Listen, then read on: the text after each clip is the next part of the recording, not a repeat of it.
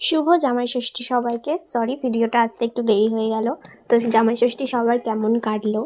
আর যারা জামাই তাদের তো অনেক সুন্দর কেটেছে দিনটা, খাওয়া দাওয়া মজা আড্ডা অনেক কিছুই হয়েছে। তো চলো জামাই ষষ্ঠীর দিন আমরা কি করলাম সেটা তোমাদের সাথে শেয়ার করি। আজ সবাই মিলে অনেক মজা করেছি। এগুলো হচ্ছে বাটা মাছ, সবাই তো চিনতেই পারছো। আগে বাটা মাছগুলো কেটে নিয়েছিল, নেওয়ার পরে সেগুলো নুন ঝাল হলুদ মিশিয়ে তারপরে ভেজে নিয়েছিল। এবার হচ্ছে জামাই ষষ্ঠী, প্রথম দাদুর জামাই ষষ্ঠী হলো।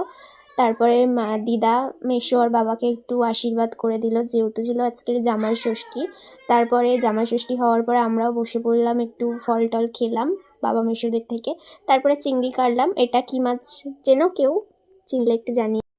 চিংড়ি তো কাটা কমপ্লিট, আর এদিকে মা ভাজাভুজিগুলো গ্যাসেই করছিল। এবার মাটন আর চিকেনটা উনুনে হবে, তো তাই জন্য মাটন আর চিকেনটা ধুয়ে নিয়েছিল। আর মাটন আর চিকেনটা আনতে একটু দেরি হয়েছিল, তাই জন্য উনুনে করবে। আর উনুনের রান্না তো জানো কতটা সুন্দর খেতে লাগে, গ্যাসের তুলনায় উনুনের রান্নাটাই সুন্দর লাগে আমার খেতে।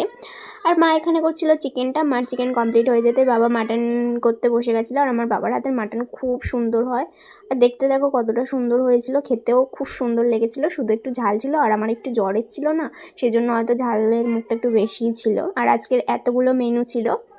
আর তোমরা জামাই ষষ্ঠী কেমনভাবে কাটলে অবশ্যই জানিও। আবার একটা নেক্সট ভিডিওয়ে তোমাদের সাথে দেখা হচ্ছে যে জামাই ষষ্ঠীর রাতটা কেমনভাবে কাটলো। তো টাটা।